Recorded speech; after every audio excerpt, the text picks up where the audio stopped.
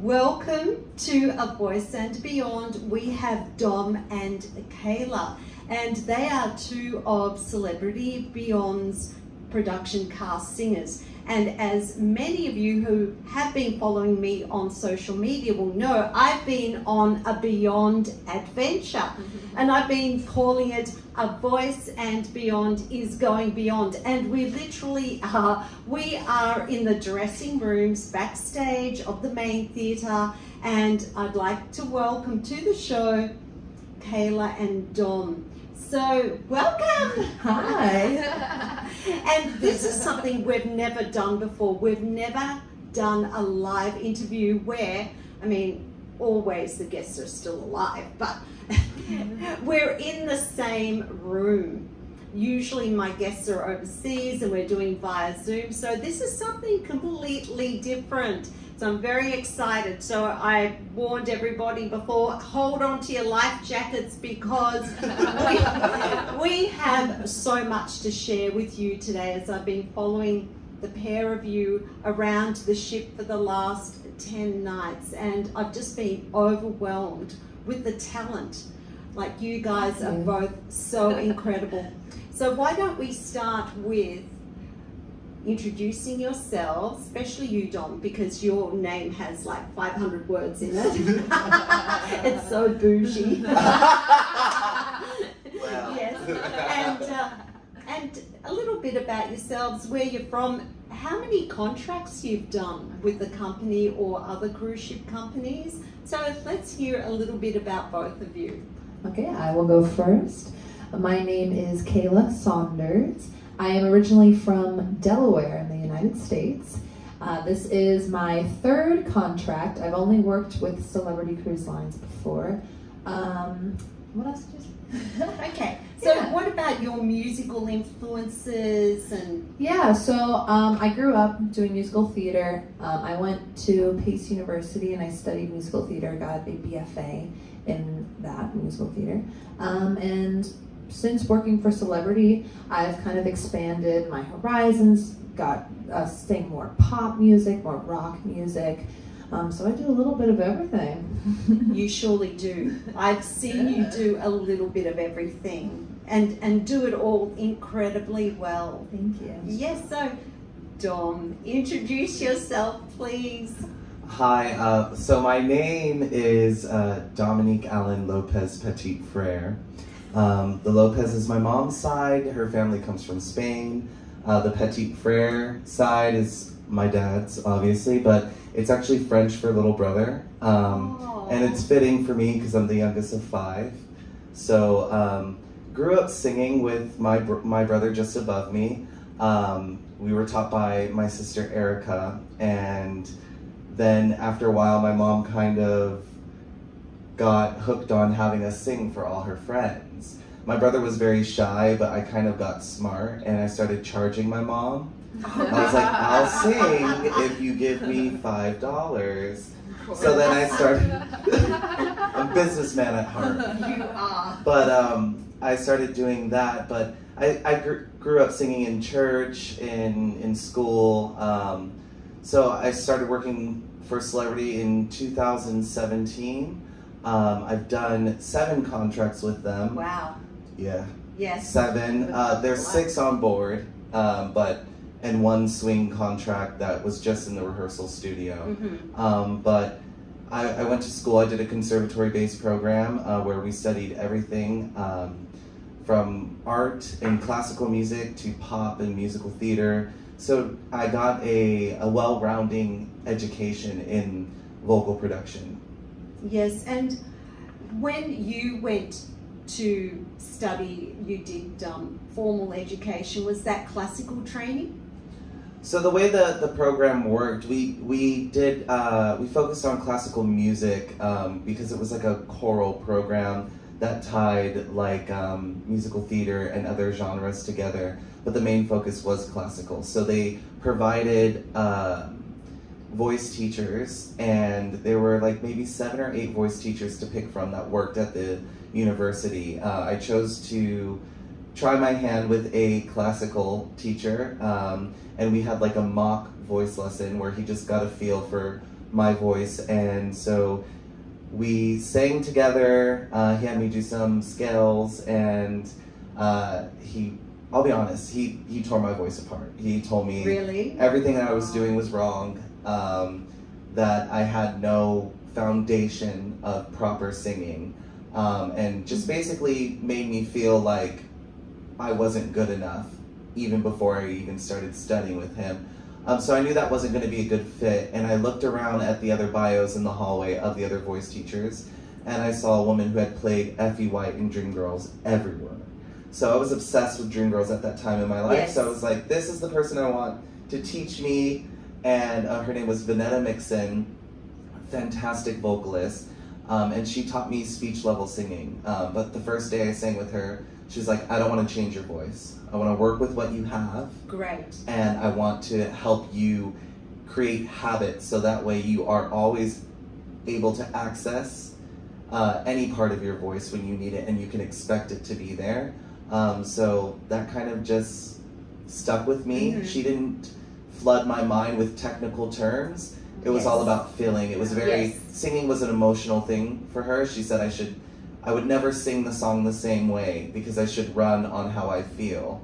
And so we learned about how it's all connected, the body, the emotions, mental, physical, everything. And so I couldn't even tell you sometimes what I'm doing with my voice, but other people may hear it and know exactly the technical term. I just know what it feels like.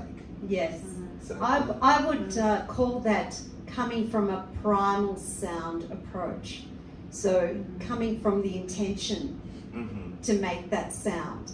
So being emotionally connected and then having a need to portray or to give the audience that feeling of what you're feeling. And what about you, Kayla? Was your training classically based? No, so it was mostly musical theater. I mean, we would dabble in like more legit musical theater sounds, but for the most part, it was pop-based musical theater. I had a voice teacher as well at Pace who was very similar to what it sounds like Dom's experience was, and it was a lot of like, if this is how this should feel, and this shouldn't hurt, and you kind of like you said, like everything's connected to the body, and we would do a lot of like grounding and stuff like that. But we did a lot of musical theater, and that was Yes, yes. I teach students who, in a pop program, who have come from a musical theatre background, and I actually find them the hardest to teach in terms of like taking away all their toys. Yeah. You know, the over articulation, the really strong American accent, the vibrato, Yeah. that kind of thing. Yeah. Did you find that hard yourself when you started to study? Yes. Pop? So when I first got to school, they told me that my belt was really brassy and harsh, and I needed to work on my. I love that. Well, that's good. They told me I needed to work on my mix and kind of make it more of a smoother sound. So I worked on that a lot. And another big issue that I would have would be my vowels, because there's a kind of a Delaware accent that I had. Really? So yeah, I don't think I have it anymore. Give us an example. Like, So what's the Delaware accent sound like? well, it's kind of like Delaware, Philly, and I can't do it though, but people would say like, oh, go to get some water, or like, go to, yeah. Water. Or climb in the That's poles. Aussie meets Delaware. But yeah, my big issue was my vowels, so I had to work on that, and that kind of gave me a clearer tone as well, which helped. Yes, and because I'm a singing teacher, and I not only listen, but I also watch how you produce sound and the shape of your mouths. And I mean, I don't do it on purpose. It's kind of like, it just comes instinctively. It's listening and watching, and I see the shape of your vowels.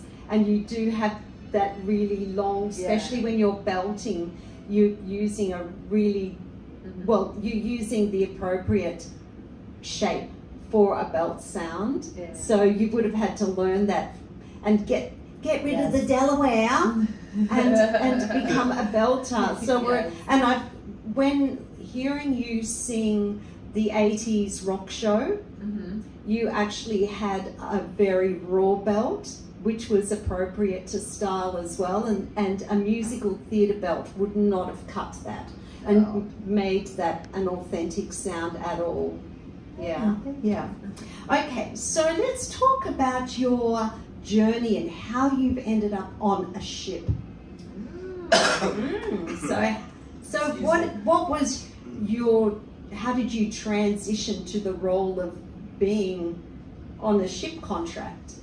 I'll go first and then you can get your experience. I just graduated college and I was auditioning in New York, and my main goal was to get money so that I can move to New York.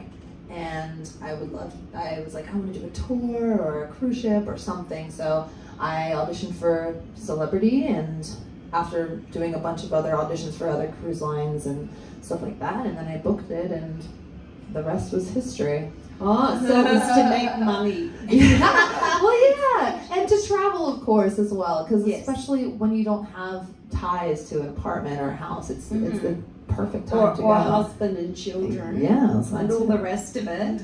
But also with Celebrity, what some of the listeners may not know is that you actually don't have any onboard duties other than performing at night times. Sure, you do drill, you do muster, but you don't have to call bingo or do an aerobics class or do child minding or whatever it is, because some of the other cruise line companies you actually have to do other onboard duties as well. So it is a great time that you can go and visit ports. If it's a shore day, you can go on shore and visit all these amazing cities. And what about you, Dom? I was working in Japan. Oh, hello. And I had met a young lady named Tatanisa when I went back the following year to do a self-produced show called Kiss Me Quick on YouTube. Okay. You But call no. that a passion dash. Yeah, just a real quick, no, but I had gone back after spending over a year performing there to do a solo show that I had self-produced, and I met this young lady named Tatanisa in the theme park, and she was an incredible vocalist, and I wanted to sing with her.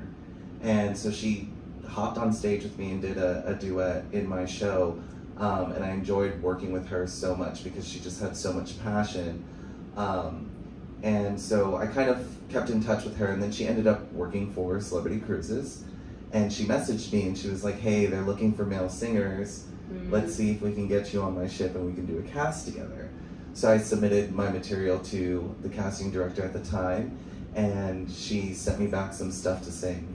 And I sent it to her, and I didn't hear anything back, and I was like, okay, maybe no, but my impatience was leading that feeling. So I woke up the next day after sending that material in, and I had checked my views on YouTube, and like they had already watched it. Yes. But I woke up the next morning with an offer.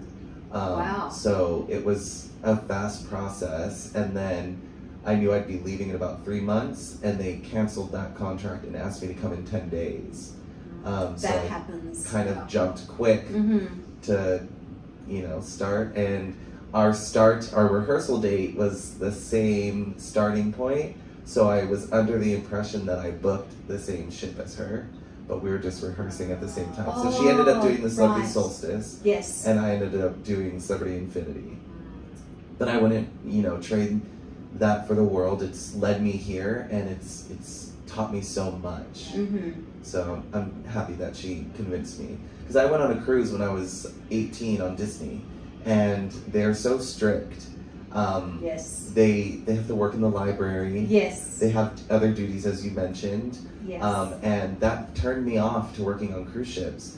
And I auditioned for other cruise ships before Celebrity. I auditioned for Norwegian and I booked After Midnight, but I didn't want to do it because I didn't want to deal with the extra duties and the strictness, because I thought every cruise line was the same. But Tati, she convinced me that Celebrity was different. Yes. And so as long as I could show up and sing and do what I truly love, then I was willing to do it. And that's what's been so nice about working here. Yes. And so, okay, you landed in Miami because that's where the rehearsal process usually begins, other than if we're in COVID times, and I know that that is a different process because you rehearse on the ship during that time, but in a normal situation you go to Miami. And what is the rehearsal process like during that time? It was a rude awakening for me, my first contract. I don't know if you felt this way, but I was so used to doing like musical theater or other gigs where you have like about a month or so to learn one show. Here, you rehearse 6 days a week, 9 a.m. to 6 p.m., and you spend about 8 days on each show. And depending on the vessel that you're on, you can have 4 production shows and 3 theme nights. It varies. So I felt like everything was very, very fast-paced, and I wasn't used to that style of rehearsing. So we would learn the music in 3 days or so, and then start staging it. And then by day 7, you were preparing your office run where they invite all the casting directors and people that work in the head office down to watch the final product before it goes to the vessel. So it is stressful, but it's also hard because you're with people that you love to do what they do. You're all young, the same age. It's like being back in college because you're in a dorm style living facility. Yes. So, you know, drinking and partying comes into the mix, and so, you know, you have to find that balance because you work very hard all week, and then Saturday night is the time to go out and have a good time, and you have to kind of rest and recuperate on the Sunday because Monday you start back up again. Yes. So it's a crazy fast process, but once you get like your second or third contract in, it's like a piece of cake, and then you figure out your momentum and your rhythm. Yes. How was it for you, Kayla, when you arrived and did your first contract and in that rehearsal process? Yeah, I was so nervous to start. I remember showing up, and I think my flight was maybe like a Saturday, and then we had Sunday off, and then we were starting on Monday. I didn't leave my room. I was like, oh, I don't know. So yeah, I flew in on a Saturday, and I was like, I'm so nervous. I can't leave my room. And then I would hear in like the hallway, like people would be partying and having fun or whatever. I was like, oh, I'm just gonna go to bed. And then the next day, I think I went to like, I don't know. I was so nervous because I was like, I'm not gonna make any friends. I don't know anyone. I didn't know anyone who worked for the company. But yeah, but so you were like the new kid on the block. Oh yeah. Yes. Yeah. How old were you then? I was 21. Okay. Yes. Yeah, and then actually my birthday was maybe the 3rd day of rehearsals. It's been really weird because I've had three contracts, and then my birthday always lands on like the 1st day of rehearsal or like the first week of rehearsal. So you almost haven't had a birthday. You're still 21. You haven't aged. Yes. Yeah, but I was gonna say, it's since then I kind of got in the swing of things and made friends, and still friends with people from my first contract 3 years later. But yeah, I'm getting the swing of things, and it's good. So when you go into rehearsal, they appoint a vocal captain who then chooses your tracks. So maybe just explain the track situation, because in musical theatre you have, you know, in terms of the males, you have the tenor and the baritone and whoever else, and then females you have the alto and the soprano. So how do you then define who is singing what part? Who chooses those roles? So when we auditioned, we were given, based off of whatever song we sang for the audition, they would give us a specific track. Like, for instance, I sang big belty songs, so they gave me songs that have belts. There's a couple ships that have a little bit of legit music as well. So yeah, so if they think you're right for that track, they'll have you sing a packet for that for the audition. But so they already kind of knew my voice style, and then the next part, I guess, to find what track I was in was based off of, I would say, looks. Well, do you want to take this one away, Dom? Okay. Well, so when you say looks, what are we talking about in terms of looks? Like, we talking about height, or what are we talking about? So we sing a lot of pop music, and I guess, how do I want to phrase this? You say. Okay, Dom, you take the microphone. He's itching to take the microphone. I'll be a little more frank. Yes. And this is my experience and my opinion, and it doesn't reflect celebrity cruises, their values or what they lead with. But this is my experience in the 7th contracts that I've done. It varies. Sometimes there's a vocal captain that's already decided.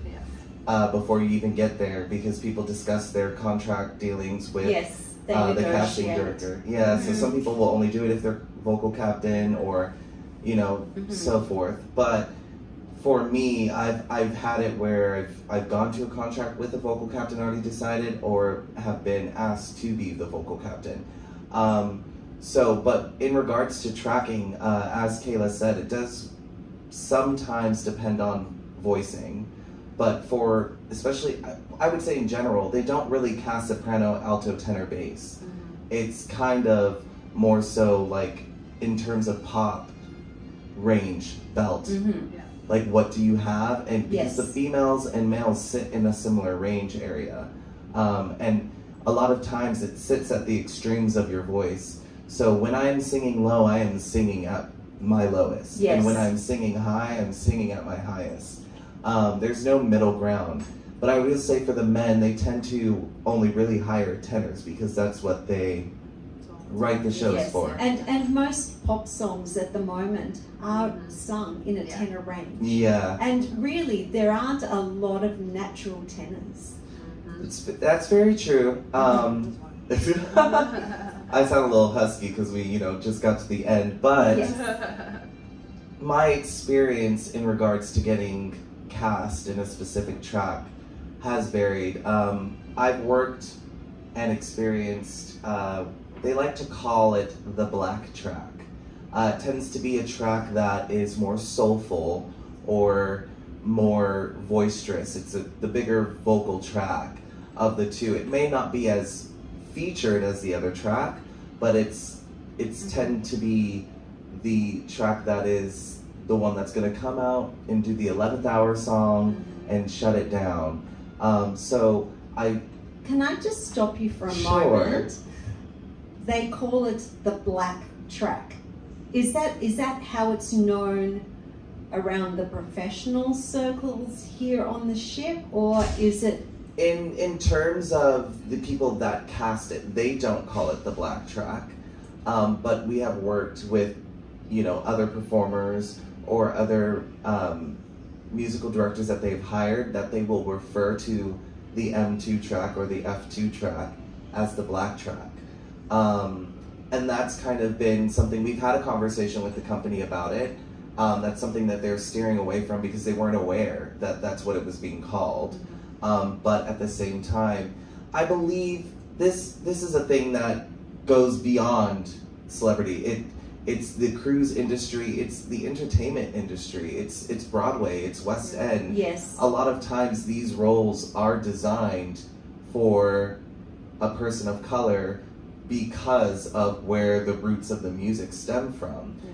And so, although that can be a great thing, you run into the problem sometimes where I identify with some of the tracking that would not traditionally be the black track. So vocally, some of the shows that suit me better are the M1 tracks, and I've only done M1 twice at Celebrity, and I'll be honest, I'm the only black male singer that's done M1 on the Edge class. Wow. So I did it on Edge, the first Edge class ship, and I've done it here on Beyond. And I'm going to circle back to what I was saying about the issue of the way they do tracking. I think as a society, we've gotten into the habit of creating shows with this magic formula. Of course, we want to check legal check boxes and make sure that we have diversity and all those things that we as artists stand for.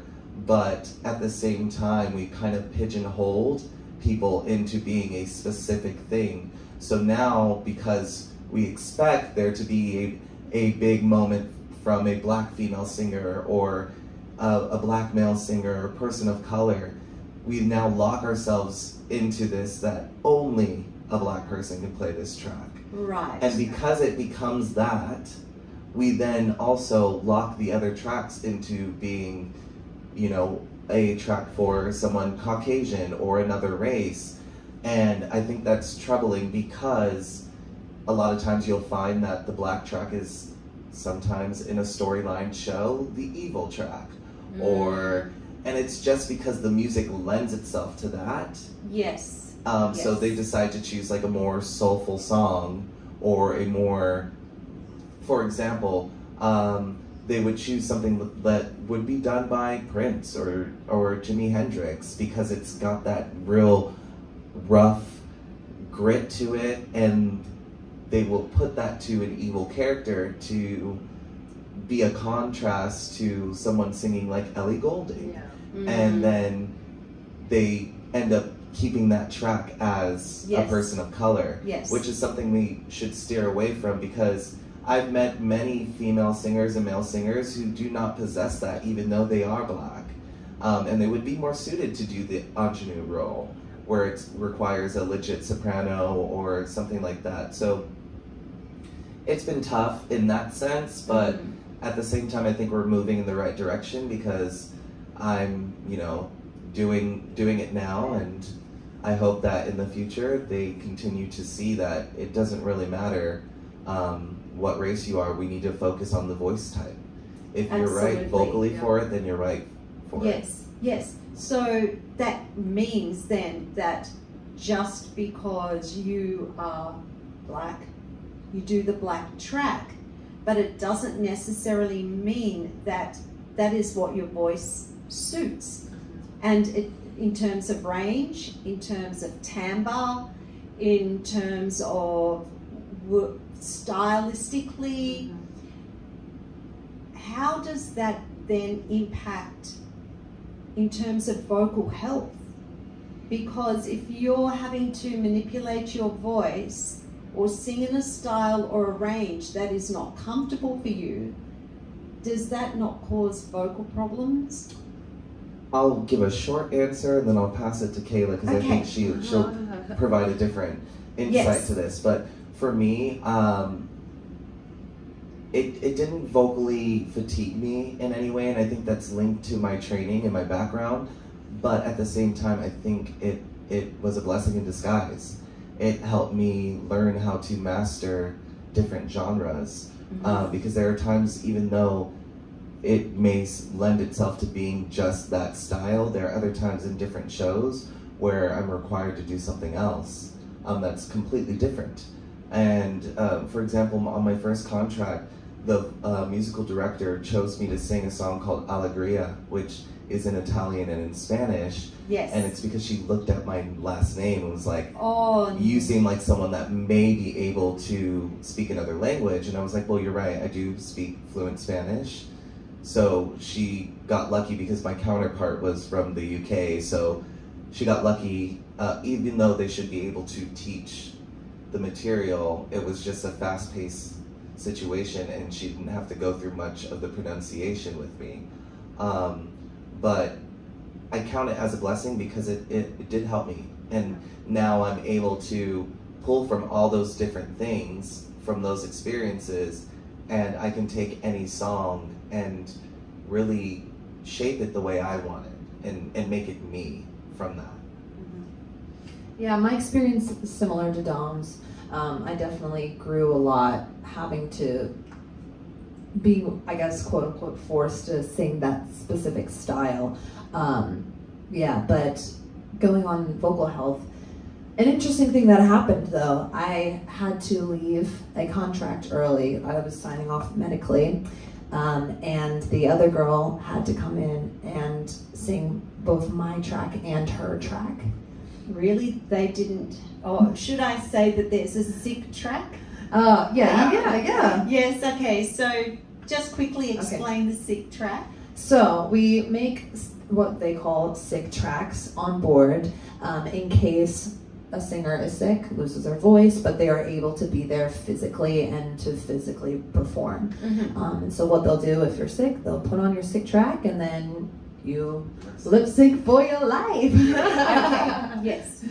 Okay. Doesn't happen too often though, especially with our group here on Beyond. Yes. It's been good. And I don't think I've ever heard anyone using a sick track. I've done six cruises, and I don't think I've ever heard a cast use a sick track.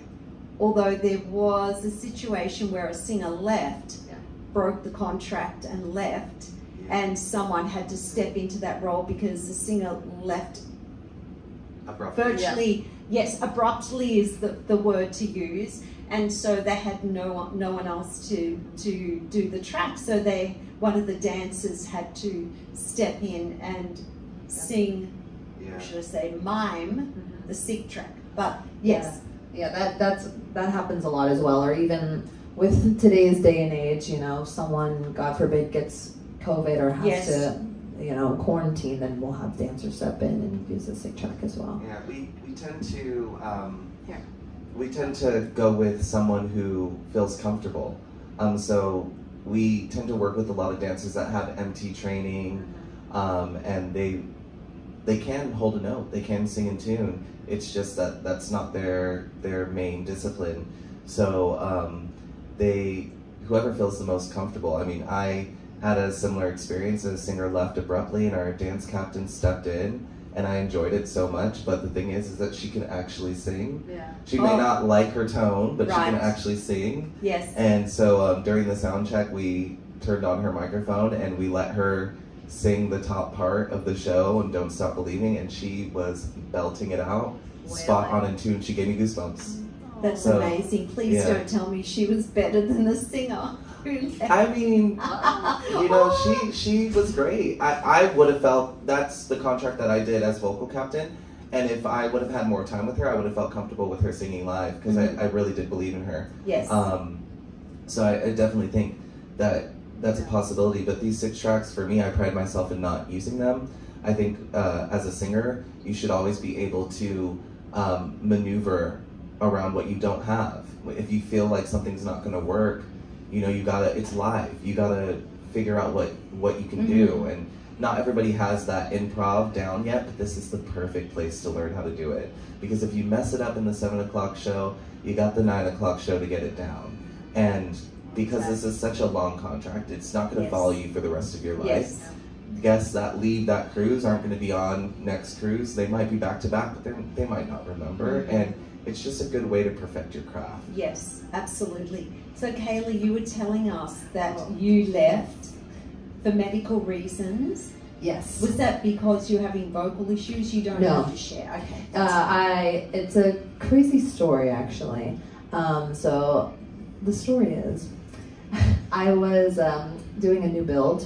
I was doing Apex, and it was the last day of our install process.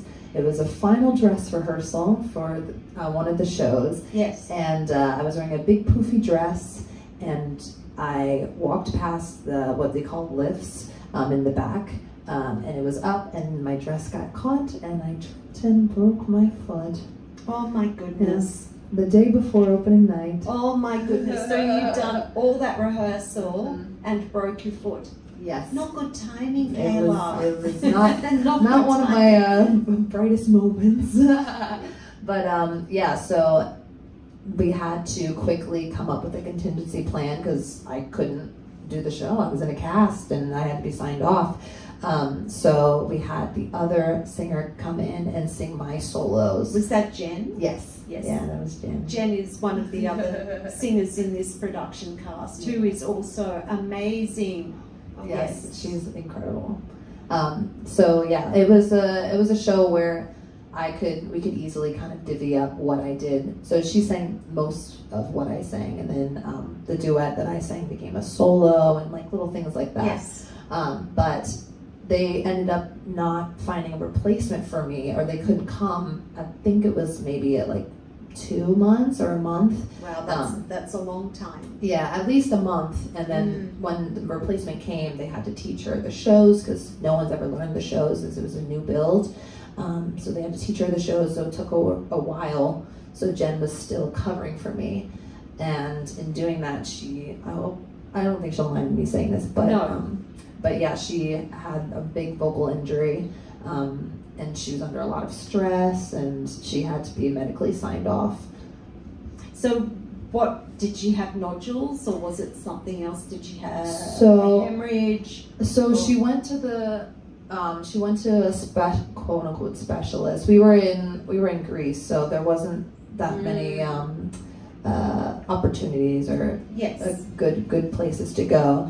And she got scoped, I believe, and they told her that she had nodules. But then she was like, oh my gosh, I have to go, I have to take care of this. And then she went home, went to see a specialist, and they were like, no, you don't have anything, you're fine. Just have a rest and try not to be super stressed, and you should be fine.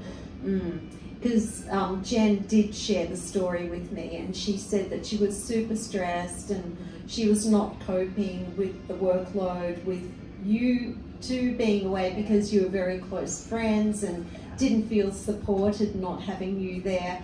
And it serves as a reminder that as singers, our whole body is the instrument. Whatever's going on physically, mentally and emotionally is going to impact how we sing. And if you're stressed, I mean, you're going to have so much tension, you're not going to be able to breathe properly because it's high, shallow breathing.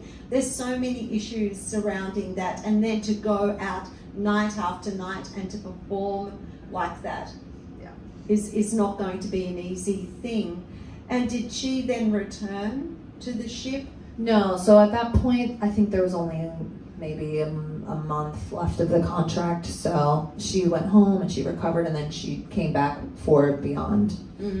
Because this is a brand new build, it's a brand new ship, it is state-of-the-art, world-class, amazing ship worth billions and billions and billions of dollars. And when you have a new ship, it's all brand new shows as well. So you guys actually have had a very long rehearsal process and also installing the show. So when did you start this particular We started rehearsals for Beyond in November. And then we were in rehearsals from November to about February. And then we flew to France, Saint Nazaire, and the ship wasn't ready for us to live on it just yet, so they put us up in a hotel, and we stayed in the hotel for a month, give or take, and then finally after that month we joined the ship. Right. Another question, because these times are so unpredictable, and dare I use the COVID word, but I will. Have any of you had COVID since you've been on the ship? I actually did have COVID. I had COVID around Christmas time. I had it right, because we were in rehearsals, we'd get about a week Christmas break. And I had big plans to go home with my boyfriend and then have a great Christmas there, and then I tested positive for COVID. That was your Christmas present. Yeah. Hello. Thanks, Santa. Yes. Well, because my daughter is one of the dancers in the production cast with both of you, and she had COVID. She woke to the news Christmas Eve that she had tested positive as well. But I know for many singers, Dom, you didn't have COVID. So the entire cast caught it. I was one of the lucky 4 that did not catch it. Okay. But I attest that to having the original strain back in 2020.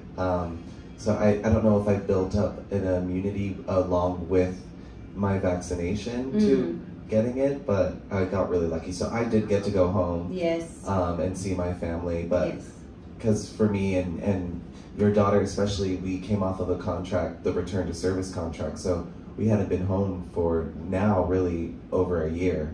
April last year. April last year is when we started rehearsals for Edge. And Yes. I finished November 14th, that contract, and then got off the ship in Miami and was shuttled to the hotel and started rehearsals for Beyond November 15th. Same as So, Ashley. It's been a long process of continually taking care of your health, mentally and physically, and emotionally, honestly. There's a lot of ups and downs to the process of creating a new build. It's stressful. Yes. And that can, play tricks on your mind, and then that all transcends down to your voice and how you're able to do your job, even for a dancer as well, physically. Like, it's exhausting. And if you don't have the proper tools to take care of yourself, then it makes it even harder. Yes. So just backing back, I have so many questions here based on what both of you have responded. When you had COVID, how was the journey back into singing? Because like I had COVID, and for the first month after having COVID, I couldn't sing a whole verse of a song without a coughing fit. And I think it took me months to fully recover in terms of range, even vocal stamina, being able to breathe. Yeah. So I actually got long COVID from my COVID in December, and so my symptoms were basically asthma, and I had to get an inhaler, and I could only sleep on my stomach. Oh my God. Yeah, it was really bad. But during all of that, we were in rehearsals, and we were doing Stage Door, which is the musical theater show. Brilliant show, by the way. Yeah, They're it's a all fun brilliant. one. And that show is a particularly very hefty show for me, for my track, and it was so difficult. I don't know how I got through it. I had to practice a lot and really figure out where I was taking my breaths, and I don't know. I don't know how I got through that. Oh, I remember she would come off of, because I was a swing originally for this contract. Yes. So I got to watch a lot and observe along with learning the material, but I remember you had like 3 inhalers. But I would watch her do this big number, massive number, sound incredible, walk off stage, have a coughing fit, and then need her inhaler. And she would sit with her arms up above her head to, open up her lungs and everything. Yeah. And so it was amazing to see her be able to sing like that and get through it, but then also it was really hard to watch her struggle, because it was like, this is not easy for anyone in general, let alone, singing through what she was dealing with vocally and after COVID. So it was quite amazing to watch. But I think you were still on your inhaler when we did all the presentations and everything, and you would never know. It never affected her vocally, or, I don't even think your lung capacity diminished. She was able to hold notes for their value. Yes. But it might not have felt great. Yes. Well, the shows are a big sing, despite what track. That they are all a really big sing in terms of range, in terms of agility, and like they're vocal marathons, I would call them. Every single song just about is like that. And do you feel that you're fully recovered now? Yes, I think now I'm fine. I can finally say, after how many months? 5? Yeah. 5 months, we'll say. I can now sleep any position that I Oh, want. Did you feel supported by the company during that time? Yeah, I think the issue was there was the pressure that you had to be good and you had to make sure that you can sing and do the track because we were on a tight schedule. You know, I had to learn these shows and we had to do these presentations and all this. So within what they could do, I guess. But. And with other issues that you may have, whether it be a medical issue, something's affecting you physically or you're ill, and then even something psychological, do you feel that you can speak to someone within the company and articulate exactly what you're feeling and you feel supported? Yeah, so there, especially when we're in Miami, it's a lot easier and faster to go to get your medical situated.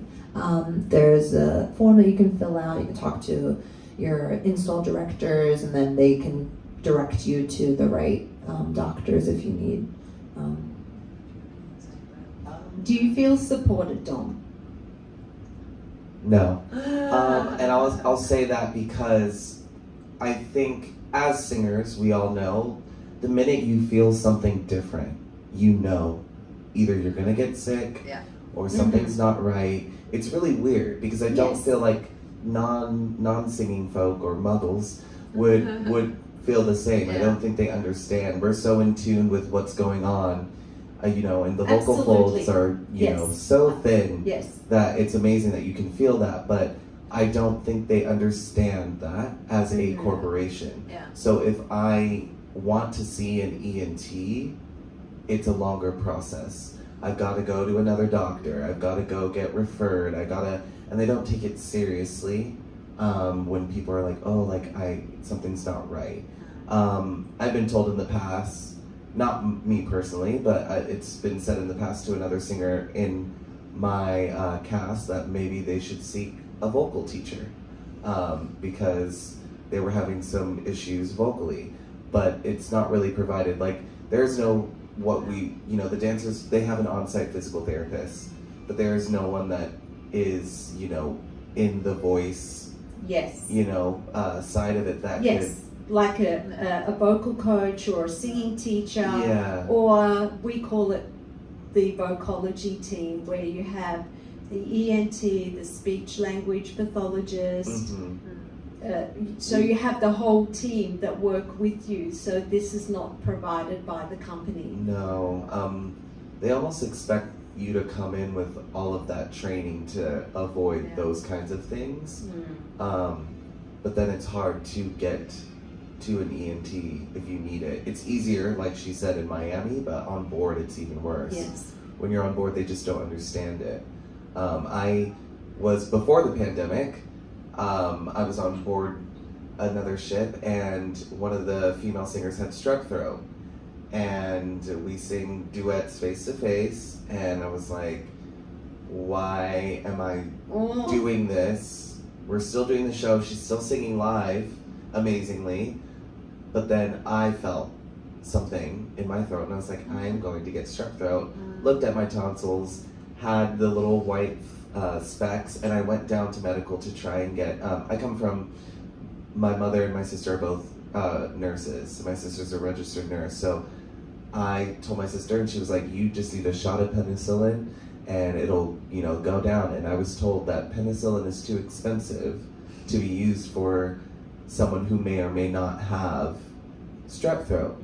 So, which is not true. Penicillin is actually very cheap.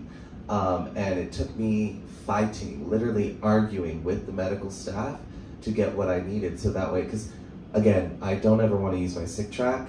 And if I can avoid it, it's very early on. It hasn't developed to the point where I have soreness or I couldn't sing, but I didn't want to let it progress. And I had to fight for it. I got it. I was sore. but in where I got the shot, not vocally, Oh. but yeah. So you couldn't sit for a month. Yeah, well, and I don't know if this is true or not, maybe it's just my imagination, but the nurse that administered the shot, I don't think she was as gentle as she could be because I put up a fight for She it. did not know whose butt she was dealing with. This is Dom here. Yeah, so I was able to get it, but those things are very lacking on board, even physically, like, because as singers we're required to dance as well. Yes. And if you are comfortable moving, they're gonna make you dance more. And so I dislocated my knee on board, my first contract.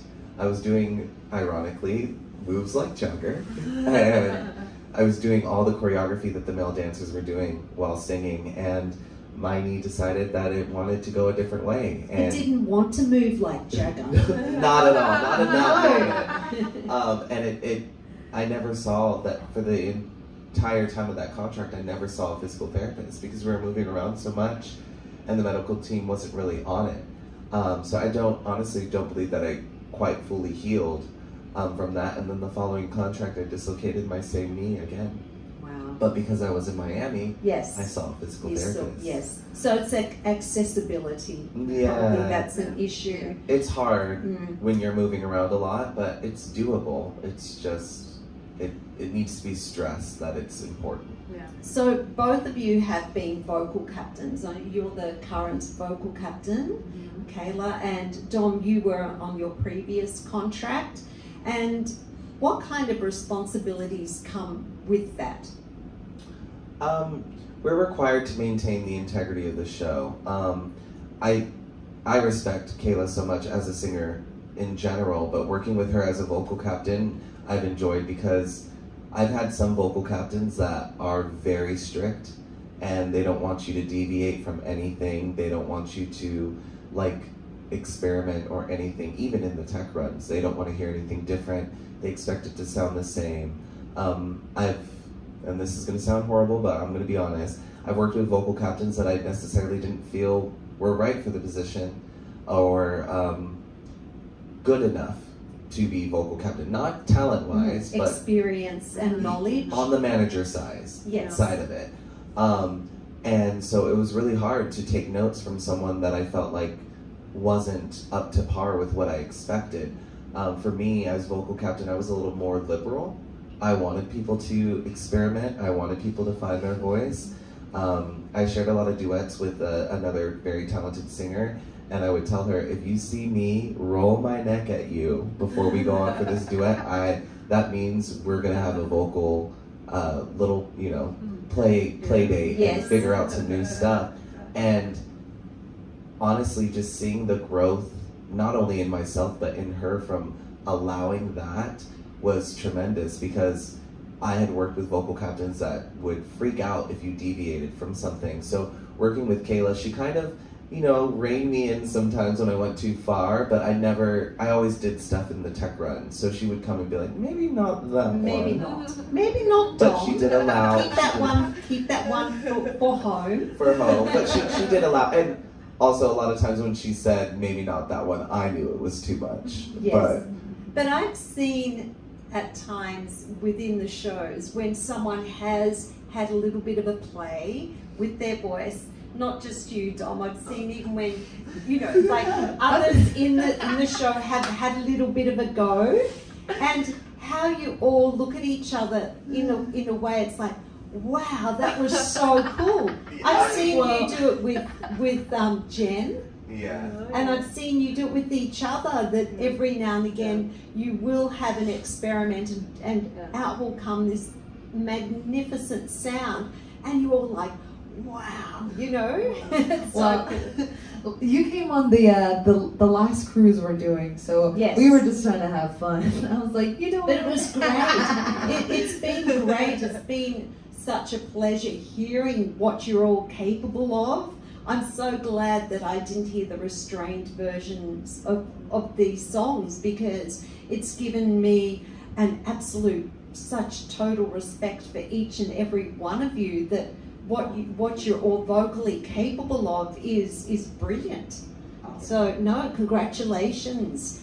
And now, vocal captain too, you have to warm up the vocalist. So what kinds of things do you do in terms of vocal warm up? So what we'll do for a schedule is we'll go in, we'll do our notes first, and then we do a physical warm up. I like to tell the dance captain we'll do 15 minutes and then 15 minutes of a vocal warm up. So that our bodies are all nice and warm, and yes. we also have some singer dancers as well, so yes. it gives them the opportunity to kind of be in both places.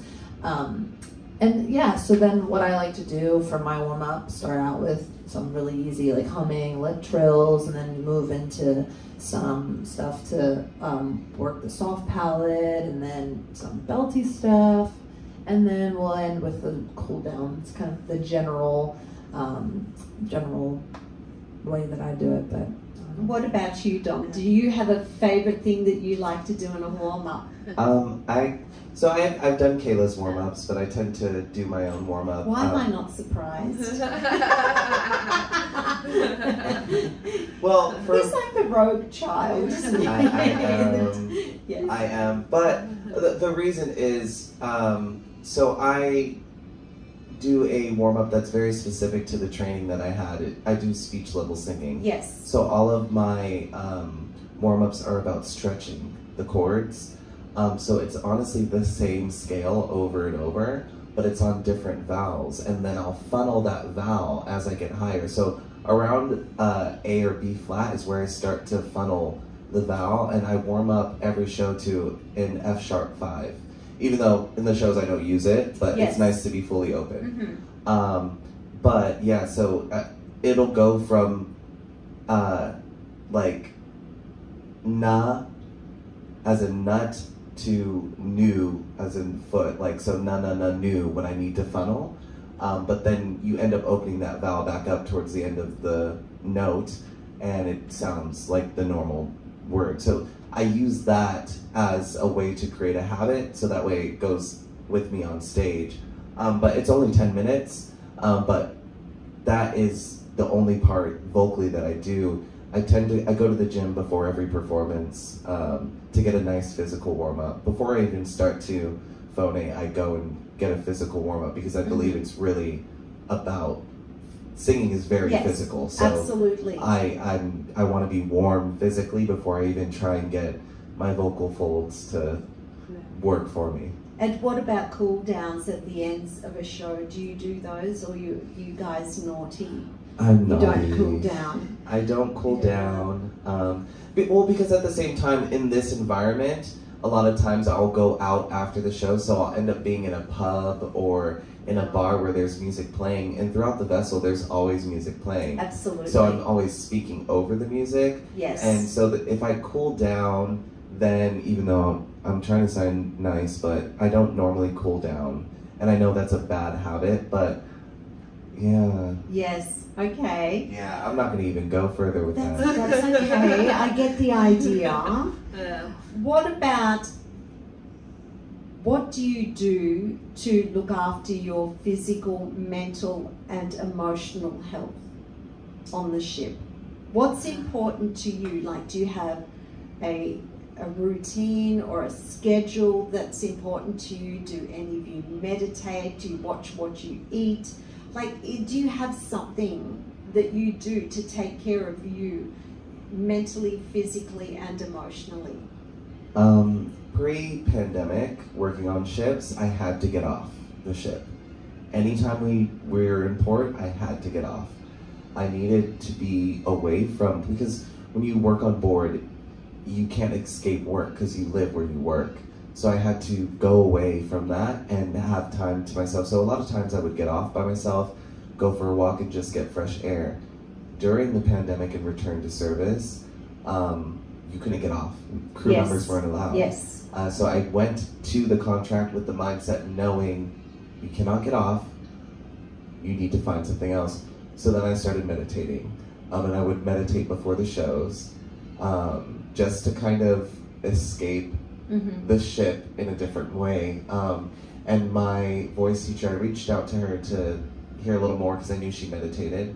and she kind of walked me through some meditations, and she actually taught me, she likes to meditate to her favorite artists. So you go through, and my favorite artist is Mariah Carey, so I've picked songs that I love by her, but her voice isn't on it.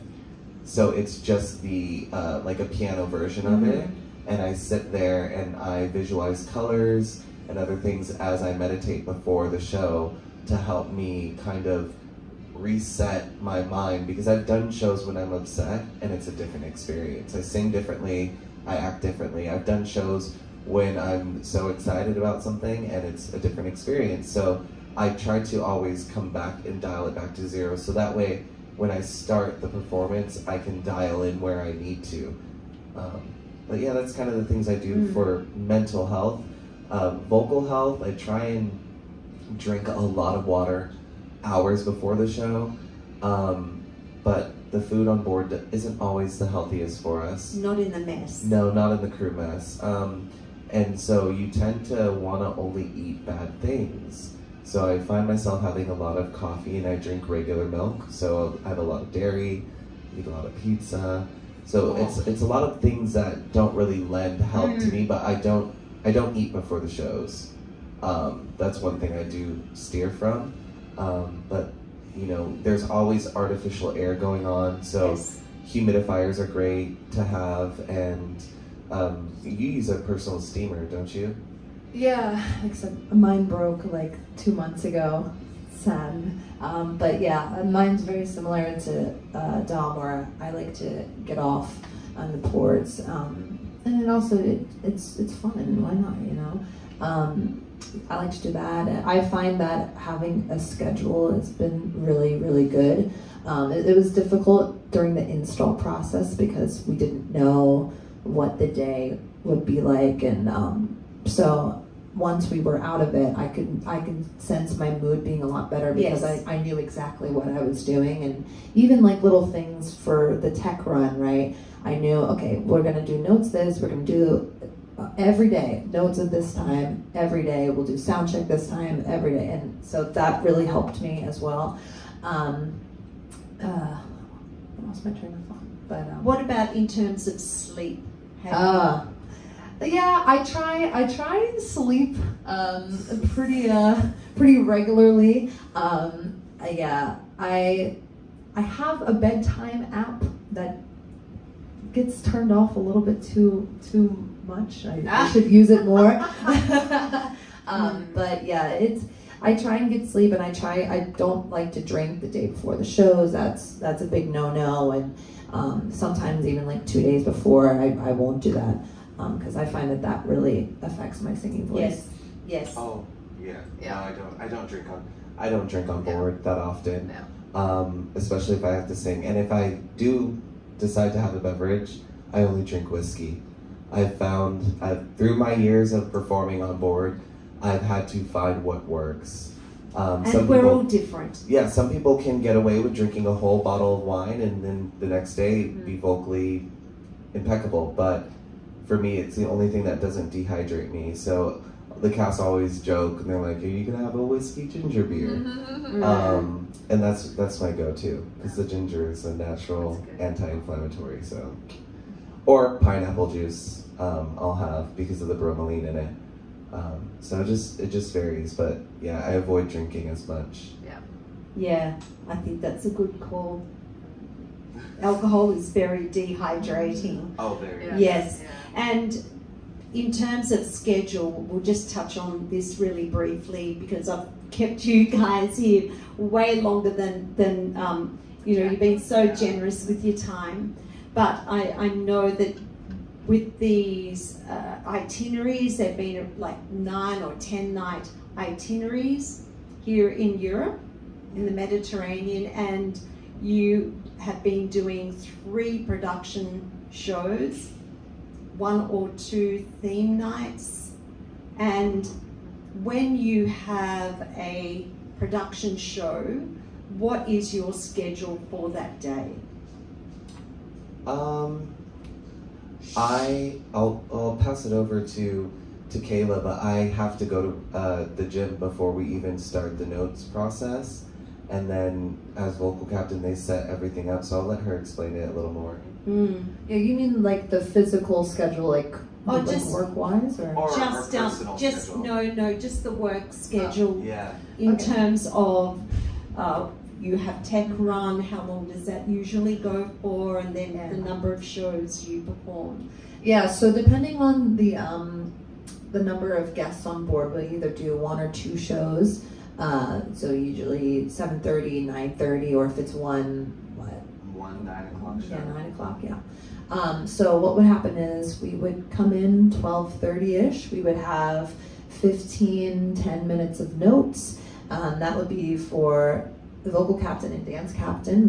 We give our notes together, and then we will do 15-minute, well, either for the singers, 15-minute physical warm-up, 15-minute vocal warm-up, for dancers, full 30, and then we would go into our aerial checks for 10-15 minutes, and then sound check.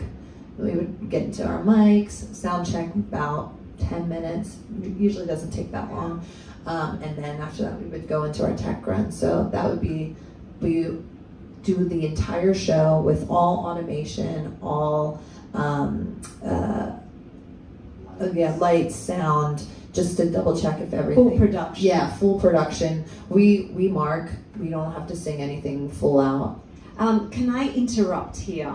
I was sitting in a tech run a few days ago, and if you call that marking, come on, you two and the other singers, you all sounded like you were giving 100% in the tech run. Sometimes we like to have fun and just play around, and that was, you saw the stage door one? No, it was Arte. Yes. Okay. I don't typically mark any of the tech runs, even when I'm not in good voice, and I know that's a bad habit, but I want to know what I'm working with. Yes. So I sing the tech run full out. This also gives me a chance to try stuff full out that I might have done lightly in the shower or walking around somewhere, and a new melisma's come to me, so I'm like, I'm gonna try that full out on mic to see how it goes. Because on board the Edge class ships, we wear in-ear monitors, and if you get your mix perfect, it's like you're not singing at all. Yes. And so like I'm very picky and particular with my mix, but it lends me to do my job without over singing. So it's really easy for me to do the tech run full out and then 2 performances, because it's not anything that's causing any fatigue or anything like that. So yeah, I tend to do it a little more full out. Sometimes a little more full out than you'll get a show, just because I'm experimenting and seeing what my limits are. Yes. And with the tech runs, they generally, how long would they go for? They're supposed to be about the block length should of the be about show. 2 hours, but the tech run should be the length of the show. Obviously, with all the technology, especially on board this vessel, there's room for error. And a lot of times it can take a while to get something to corroborate. So we have a thing on board called SQM, and it's a policy that keeps everything in a time frame for all the departments, not just entertainment, but specifically to ours. There's a time that we have to finish the tech run by, because we need a 2.5 hour rest period before our call time. So usually our managers are good at keeping that up to par. If not, our dance captain will make sure that it's instilled, but particularly with this cast, we're all veterans, so we're quick to say, hey, we're going past, we need our rest, because it's important. Yes, because I did sit in on a tech run where so many things went wrong with the technology, not with the cast, but with production and technology. And that was a long afternoon for all of you, and then you had to come back and do the shows, but that's not something that happens very often. Especially on the older class of ships, because they don't have that technology. For Edge class, it's even worse, because they've gotten rid of the traditional stage. So it's about, almost in the round, it's about 3:20 degrees. So there's this massive LED screen that's made up of 5 panels that can move independently or together with each other. And so when they fault, we don't have like wings to run off stage through like you would in a traditional theater. So when we can't get on or off stage if they don't want to move. And sometimes they can be a little testy when they reset them and they're like, we're good to go, and it'll move an inch and then stop again. And that's what we call a fault or an error in the system. So that's what can eat up time. And as frustrating as it can be, it's really nice. It's a nice element of technology to have, because as you've seen in the shows, it can really transform the theater and turn it into a different world. It's stunning. Yes, I've never experienced anything like it, and the shows are just breathtaking in terms of all that technology, the sound, the lighting. And I loved in Stage Door having the London, was it Palladium Orchestra playing. There were, 50 musicians in the orchestra. It was just, wow. It was wow. Yeah. That's all I can say. Yeah. And then, so you've been working now for the company for a few years, both of you. Is there anything that you feel the company can do better to support artists on the ship? Yeah, I think they can provide a lot more in terms of things that would lend to vocal health. They could provide humidifiers for our cabins, so that way we don't have to travel across the world trying to either find a humidifier. I could not find one in Australia. It was the hardest thing. It was crazy. When I did Australia, I went everywhere to find one, and I had to go to an electronics store specifically to find one. Maybe it's because I wanted one that had a large gallon tank to it, so I could have it on all night as I slept. But our rooms, we're not in rooms that we can turn the AC off in. Yes. So that's kind of hard for us because we're constantly taking in artificial air. There's AC everywhere we go. Even the dressing room that we're in now, you can't turn the air off in here. But if they could provide things that would help, better food for us would be a milestone. But food, humidifiers, just even simple things like vocal zone or certain teas. I love, I don't know if you have the brand Throat Coat tea in. I've heard of it. Yeah, it's gross, but it has slippery elm in it. That's the main ingredient, and it's really great. It's soothing. I don't particularly drink tea before I have to sing, but if I needed to, preventative things they could provide on board. That would be better, and also more money. Okay, just now we're talking.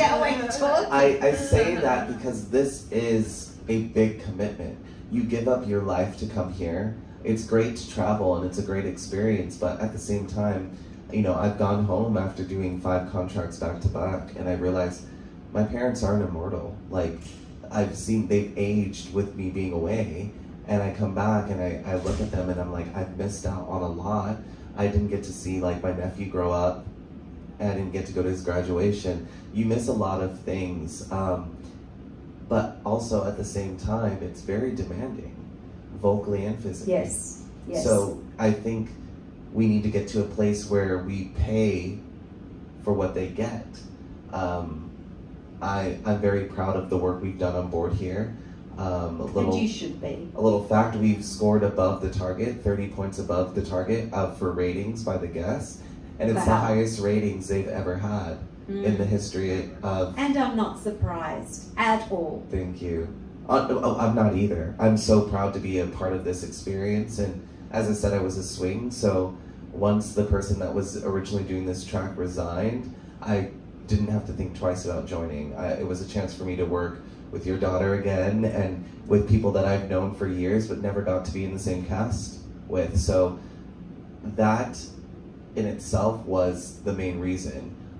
but I think they could pay for what they get. I'll let you in on another little secret. Based off of the ratings, if the theater cast and the entertainment program is rated #1 in the fleet, the cruise director gets a bonus. I don't even want to comment on that. So I have no comment on that one because I may say something. yeah, well, and I that's may regret later. when I found that out, I was like, no, we should all get a little more. I don't know how it works, but no sense. yeah, it's That interesting, makes but absolutely no sense because one, that person did not hire you or put the team together, did not rehearse you, did not have any input in the creative process, does not get up and stand beside you every night or warm you up or cool you down. They don't have anything to do with your show other than an introduction and scheduling. yeah, which is wild. But even more so than singers getting paid more, I'm the biggest advocate. Dancers need to be paid more. It especially with these shows, but in general, it's so physically demanding, and they're the first to be required to do more.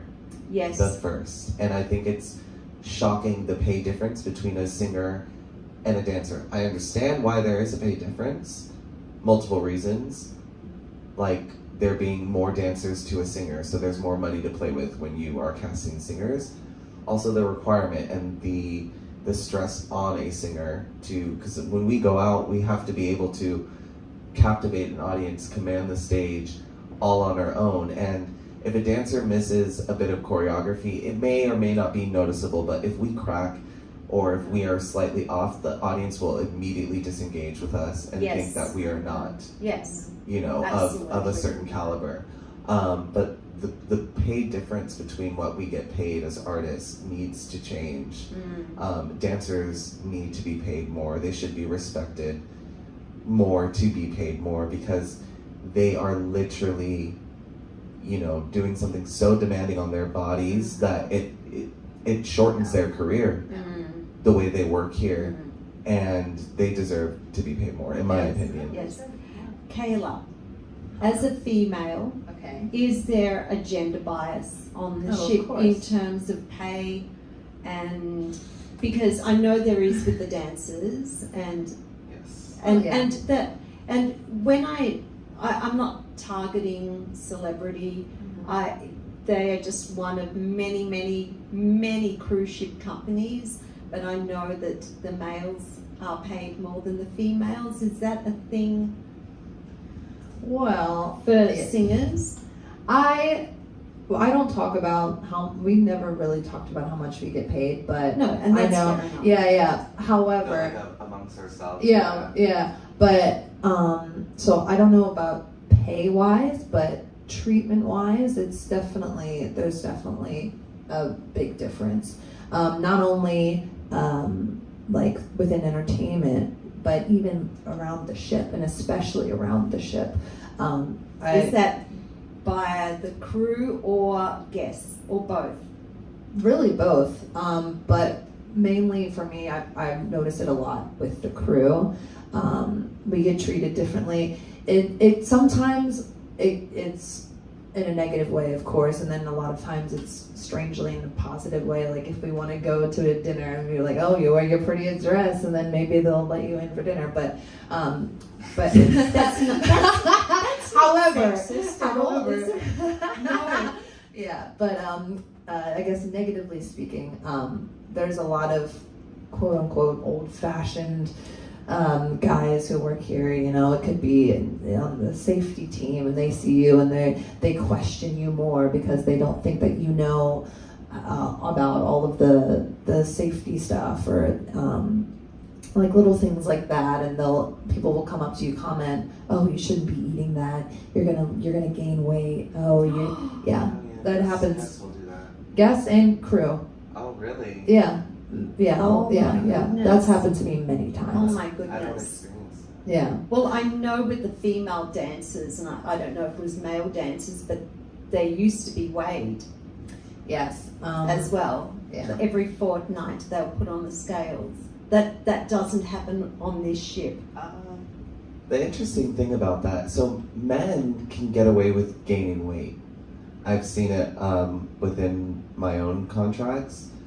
Both sides. My issue is like I like to train in the gym a lot, so I've been kind of slapped on the wrist in the creation process because they built costumes based off of what they measured me and came back a month later and the costumes didn't fit. They still don't fit, but they are okay with it because I'm putting on muscle and all this stuff. But if a woman fluctuates in their weight, they tend to be quick to say something about it. Oh yes. Because it's like, well, you're not gonna fit your costume. Actually, speaking about this, I know a young lady that was recently told by the casting team that she needed to lose weight if she wanted another contract because the costumes may or may not fit her. Right. And I felt that that's unacceptable because if we want to champion diversity as a brand here, then we need to make sure that we have the ability to really be diverse. And if that requires, fixing the costumes or buying new costumes or making new costumes, no one should ever feel that they're not the right size. But I don't ever see them saying that to men.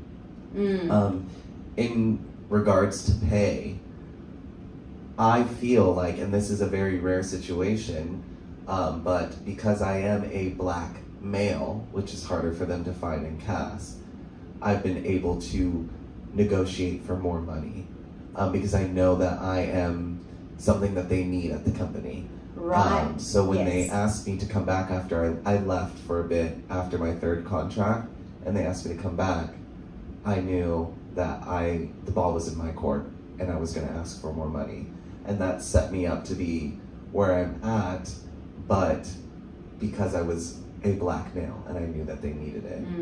Boys get paid more in general. Male dancers will get paid more, male acrobats, because they're typically harder to find. That is true. But at the same time, Yes. as I said, you need to be paid for your craft and what you provide.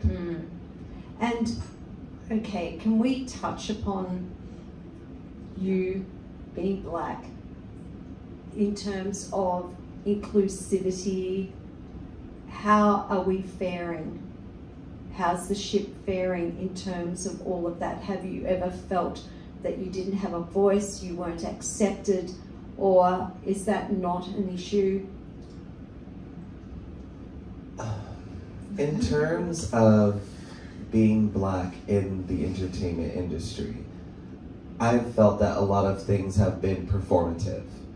The Black Lives Matter movement that, sparked the rebirthing of it during Yes. the pandemic, George Floyd. Yes. Because we cannot hide anything in this day and age. Everybody has a camera in their hand. It was an opportunity for, companies to make changes that are systemically ingrained into how they operate. I was a little ashamed that Celebrity didn't come out and say Black Lives Matter, just because not just for the entertainers, but they hire so many black employees from around the world that come from third world countries or from thriving nations. So I felt like it was important because they champion that they are inclusive and all this stuff. And it goes past the color of your skin. It goes down to the LGBTQIA community. They say that they support these groups of people, but when you get on board, you don't see much of it. But they do advertise. They the advertise cruises. it. Oh yeah, they advertise it. I And see the advertising. That's where it comes in performative to me. Yes. Like, I feel like with me working here as a black man, I have had to master the skill of code switching. So I will speak differently to guests and to other colleagues than I would around other black people, just because I don't want to be held to a stereotypical idea of who I am. So I code switch. So when I speak to Kayla, sometimes you'll hear me like, Kayla girl, and all that stuff, but I would never speak to a guest that way because they've made comments in the past about, you know, who I am. I've been called everything from, you know, the boy with nappy hair to a boy, referred to as boy, or guests have, not me in particular, but guests have called other performers, other colleagues of mine, the N-word. So it does need change, and that stems from the top, and it requires the company really saying, this is what we stand for, and actually doing it. Not just saying it because they want to sell a cruise. And that extends to the industry in general, not just celebrity. All the other cruise lines, the movie industry, the you know, TV, everything. Yeah. Do you have any comments on that, Kayla? Oh, I don't even know. I feel like Dom has said everything. Yes. But yeah, I feel very similarly. Before this contract, I've never met Dom. Fun little story for you. I never met him, but in person. But I met him during the Black Lives Matter movement because we joined a group of all of the Black employees in the entertainment, singers, dancers, and we wanted to make change. And he really inspired me and to try and make change for the company as well. And I don't know, unfortunately, I don't really know that, I can't really say that much has come out of that for the company's sake. We tried to tell them, you need to cast people based off of their voice types and their like, instead of how they look, and they say okay, and then they end up doing the exact opposite. So it hurts me thinking about how hard we pushed for change, and it hasn't really been much change.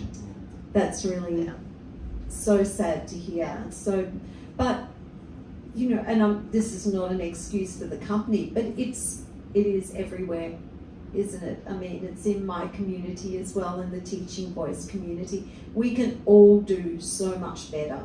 Everybody can do so much better. But it has to start somewhere, and it's not just about tokenism, or you called it performative actions. Yes. I think that was the biggest thing. Like as she said, we never got the chance to work together, and it's because they wanted to make sure they had diversity on every ship within their cast. So of the Black performers that they did hire, they sprinkled them throughout the fleet. Yes. So in this big group, I've known all these artists, but never gotten the chance to share the stage with them. I've been in casts where I'm the only Black person in the cast, and I've been in casts where I'm one of 5, and that's really rare. This is the first time they've opened a vessel, to my knowledge, with 3 Black lead vocalists. And even so, that being said, we're mixed race vocalists as well, so we're of the fairer skin tone in comparison to some other singers that may be, you know, richer skin tones. But for me, seeing the company, they have a Black casting director, and he set up some, he set up some video chats, and we did some Zoom calls with all of us, and hearing everybody's stories and hearing how I've experienced similar things or stuff like that was really shocking, and it really inspired me and a bunch of us to get together and say what could be done for change. And you know, like that, it was all through Facebook, and I'd never met Kayla before. I'd only seen videos of her performing. Yes. But we ended up writing an open letter to the CEO about what could be done, and we shared testimonies with her and personal accounts, and she did respond, and it was a great response, and they started to make the step.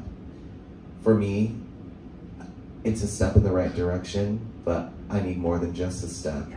And I think if we try our best not to forget that these things are still happening, then we can continue moving forward So far, this contract, I haven't seen, people are more mindful of not using microaggressions or saying things that they shouldn't say. I've had people actually ask to touch my hair. Before, guests used to just touch my hair if it was down, or yeah, and it was always led by, oh, your hair is so beautiful, and as much as that's appreciated, I'm not a pet on display. Like, you don't just, I would never come up and touch someone else's hair or invade their personal space. No. So there has been those steps toward change, and that's because of what's gone on in the world, and people are more educated in what's acceptable and also what's, you know, hurtful in the sense of how we say things and what we say. But as a company, I believe that not only Celebrity, but all the other cruise lines, I don't think many of them did come out and say Black Lives Matter. But we all need to take that step to making sure that if we want to champion these groups of people that may be on the oppressed side of the world, then we actually do it, not just say that we do to sell a cruise. Yeah. Both of you are finishing up at the end of this contract. You're going on to other things, and what you've just said, I'm not stopping the conversation there. My question is, if you're not here to lead the campaign, what advice would you then give to other performers who are coming to the ship who are Black or what coloured skin tone? What would you say to those performers? What advice would you give to them? I would say for them, especially from my experience, not to be afraid to live in their authentic truth, to use their voice. Don't be afraid if you sound a little more country because you're from the South, or you sound a little more Black to someone. Don't be afraid of that. I think it's time that we stop pretending that we're colorblind and actually see. I want you to see my Blackness and acknowledge that and see the beauty in it and use that to your advantage, you know? So I don't want... Negotiate for more pay. Exactly. Well, not only that, but like... Yes. That was me being sarcastic. No. Because Listen, I agree with you. I'm getting the check. But no, honestly though, like, don't be afraid to know your worth. Yeah. I knew what my worth was because I was like, okay, I'm one of few Black men here. I'm one of few Black tenors here. I know my worth. I know what I bring to the table. I know what I feel like I should be paid. So absolutely that, people shouldn't be afraid because all they can do is say no. But I think to carry the torch going forward, you cannot be afraid to live in your truth, regardless if you're Black, white, Asian, or Hispanic, or Latino. You just have to be authentically you. And when someone tries to challenge that, speak up for yourself. Don't be afraid or think that you're gonna lose your job, because if you do lose your job, first of all, that's gonna be an HR situation and it'll, you know, go way further than that. But if it is a problem, you don't need to be there. Life is so short that if you're unhappy or if you're not being valued in the way that you expect to be valued, go somewhere else and find your happiness. Find your tribe, find your people. 100%. Find those who love and accept you for who you are. Yeah.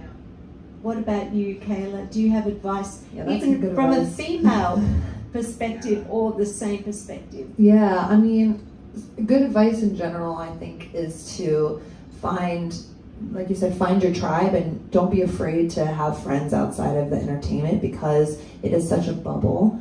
And if you are Black, you're gonna be one of very few. So I say go out, make more friends, you know, and don't be afraid to be yourself, like Dom said.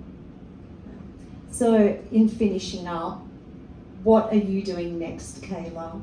Oh, Well, my goal is after this, go to New York City, audition, live the land life. That is what I want to do because I have not really had that since I started working here. So I'm excited for that. So are you looking to go into musical theatre? Yes. Yes? Yes, that is the plan. I would love to do a tour, Broadway, that would be amazing. Some regional theater, anything like that. And what about you, Dom? So going on from here, I'm gonna focus on I have a self-produced show called A Song for You, and it's a love letter to the black male icon. So That's okay. excuse me. So it's called A Song for You. It's a love letter to the black male icon, and it just celebrates all these incredible artists that have paved the way for me to stand on stage and share my gift with the world.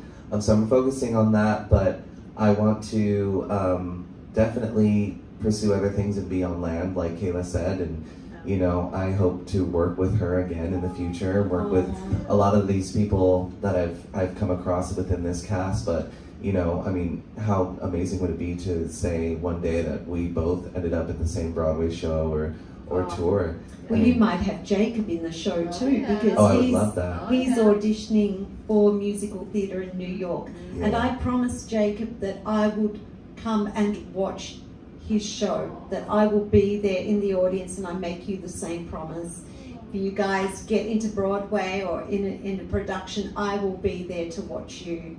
I want to wish you both all the very best in the future. I wish you were staying. I'm staying for another 9 nights. You've been a joy, and it's been a privilege and an honour getting to know you, and I appreciate your candidness in this interview. You shared your authentic truth. You've been open and honest, and I hope that our listeners will also learn from this episode as well. And thank you so much for being so generous with your time, and wish you all the best in the future. Thank you.